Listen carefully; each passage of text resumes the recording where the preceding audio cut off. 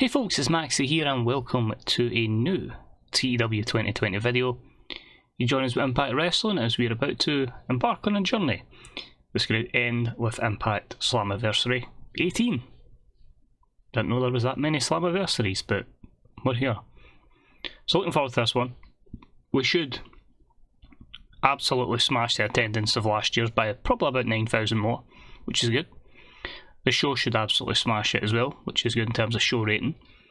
Main event last year was the King of the Mountain match between Matt Cardona, Sami Callihan, Ec3 Moose, Eric Young. We do have an Impact Wrestling King of the Mountain match, but it will be for the Knockouts Championship, but of course we will discuss that along the way.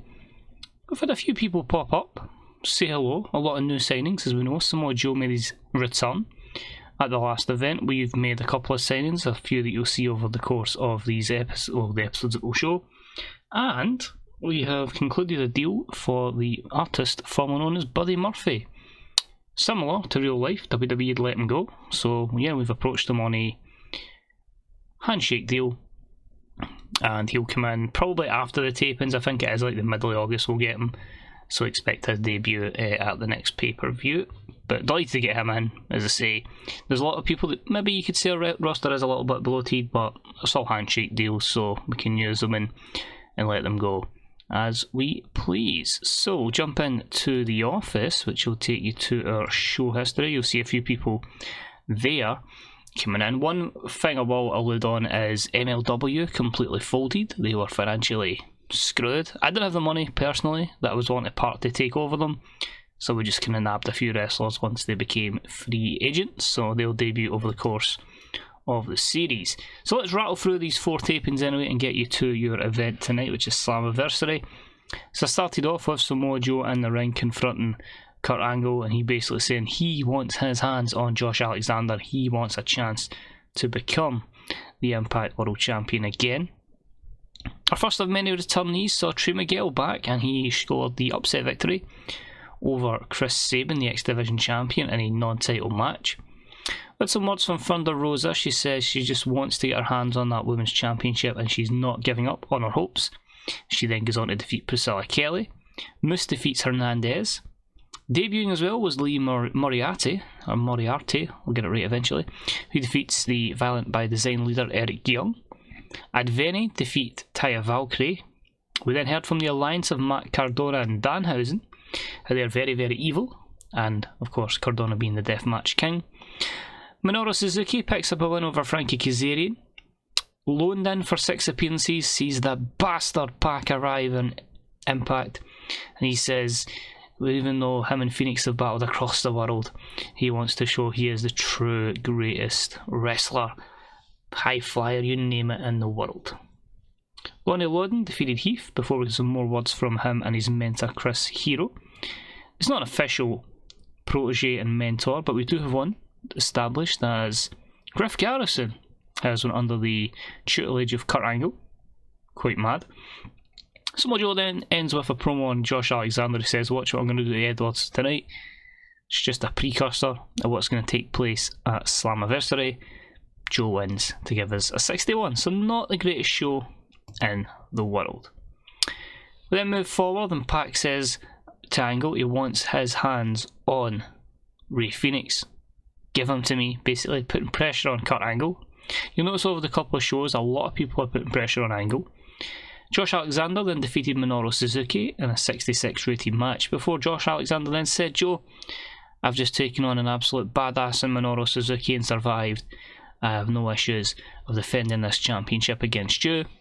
6 women's tag. Priscilla Kelly teams with Fire and Flavour and win over Alicia Edwards and the Team C-Stars, Ashley Vox and Delmy Exo. Words from Ronda Rousey basically saying that she is beating everybody this company has to offer. She could take them all on at once and still beat them. Was that wise words by Ronda Rousey? We'll find out. The owner defeats Natty in one of Natty's last matches before retirement. More words from Chris Hero and Lonnie Lawden. Or Lyodin. We'll figure out how we're going to pronounce it. He's not real. EC3 defeats Crazy Steve. Lee Moriarty then defeats Joe Doring of Violent by Design before Eric Young attacks him. Danhausen and Matt Cardona team up to defeat Enzo and Big Kaz. Claudio Castagnoli with an open challenge to see who wants to face him for the television championship next.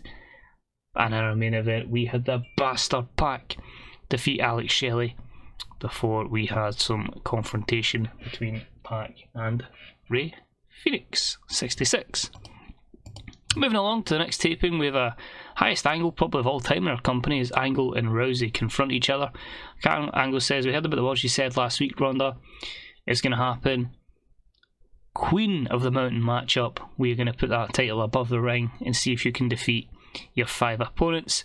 Ethan Page defeats Petey Williams before saying, yeah, Claudio, you know what, yeah, I'll take up that challenge. I deserve to be champion.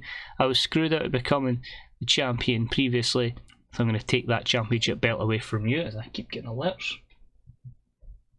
Thanks, Big Booker, it is deeply appreciated though. It's them that are liking and retweeting, so very much appreciated. Anyway, Jessica Havoc defeated Thea Trinidad even. More words from Hero and Lyodin. B. Priestley over Crazy Mary Dobson. More words from Thunder Rosa.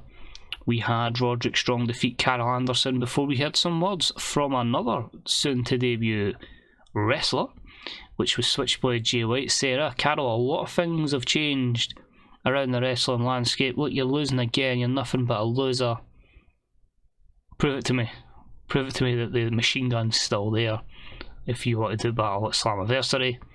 FTR defeat the Varsity Blondes. True Miguel over Ace Austin. We have an alliance between Joe and Pac before the main event, and Pac and Samoa Joe defeat Phoenix and Josh Alexander by stoppage. So Joe, Kikuna clutch, Josh Alexander passes out.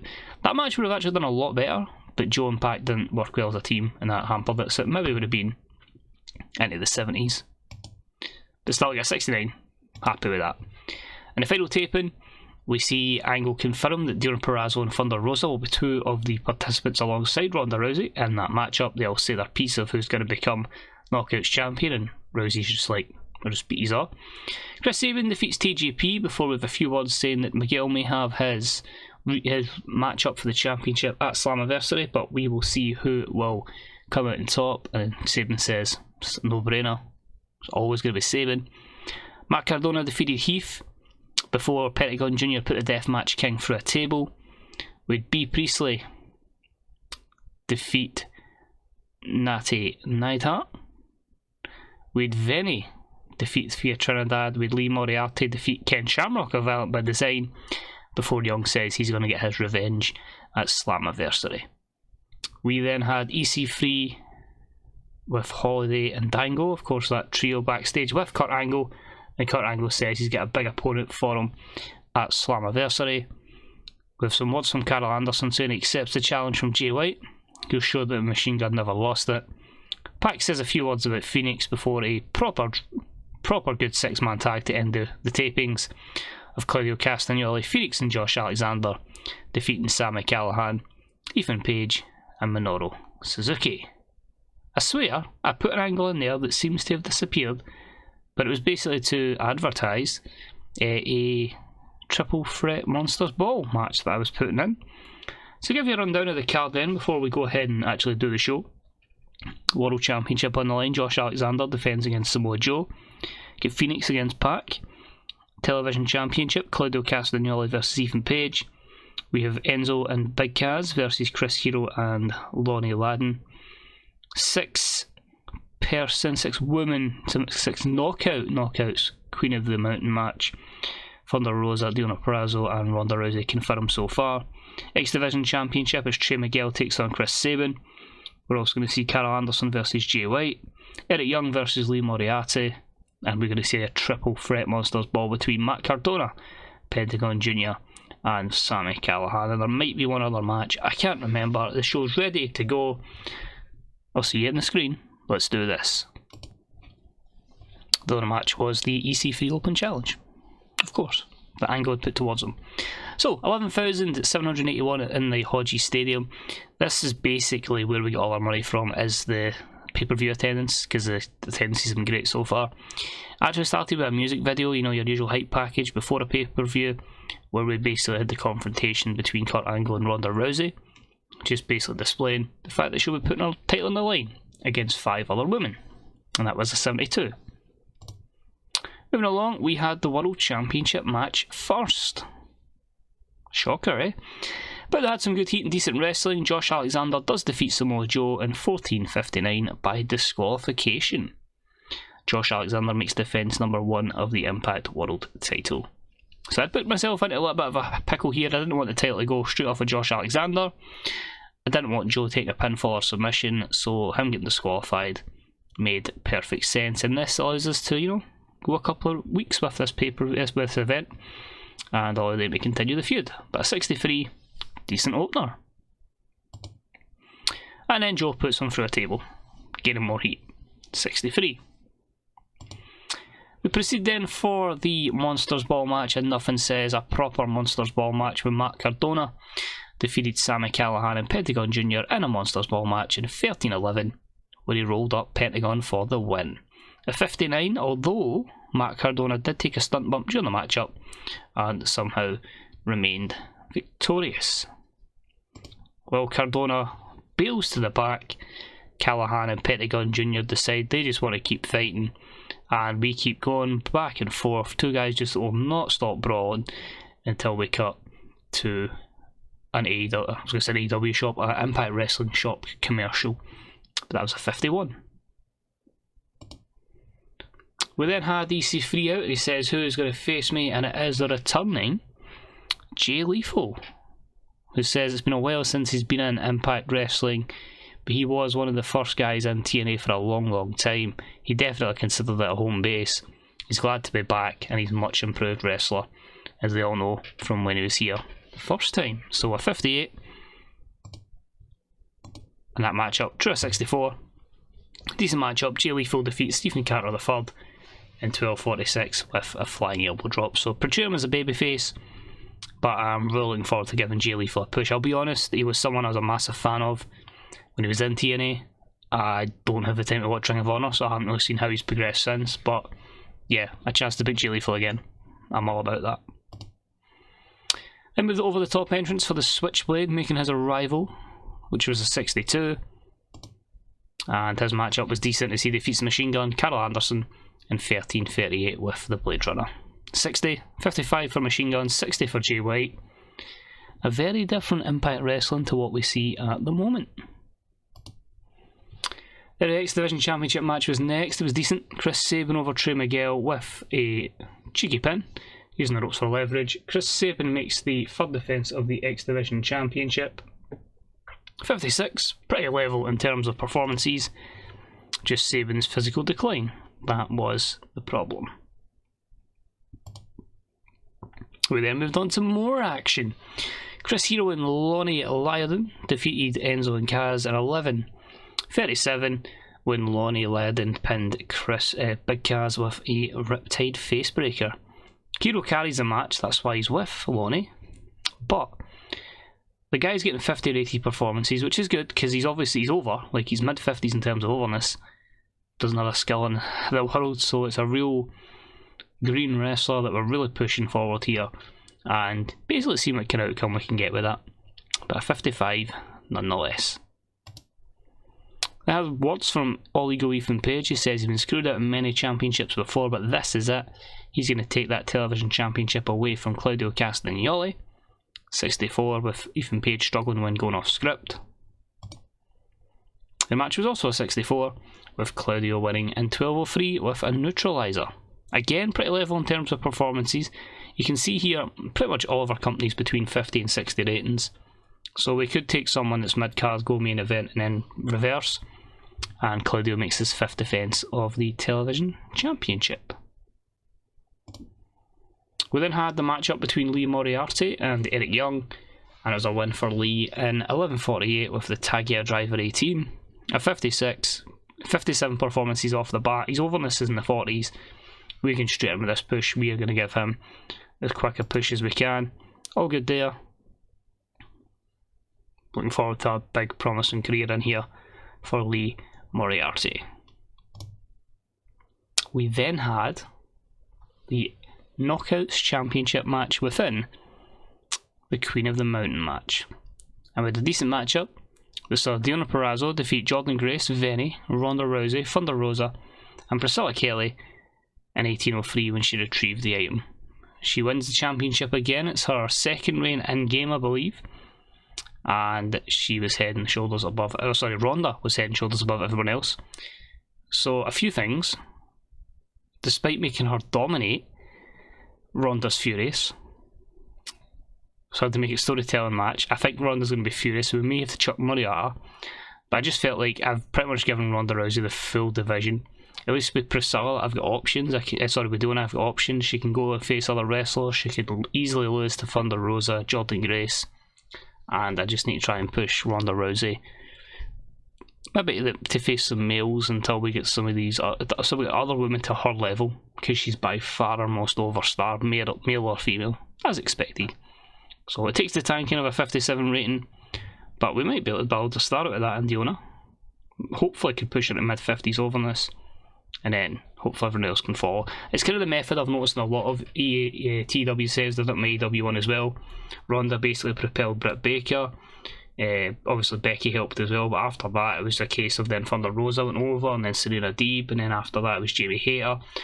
Just basically, as soon as you get one over, the rest can soon follow, but it's really, really difficult if you're trying to especially keep your male and female superstars apart.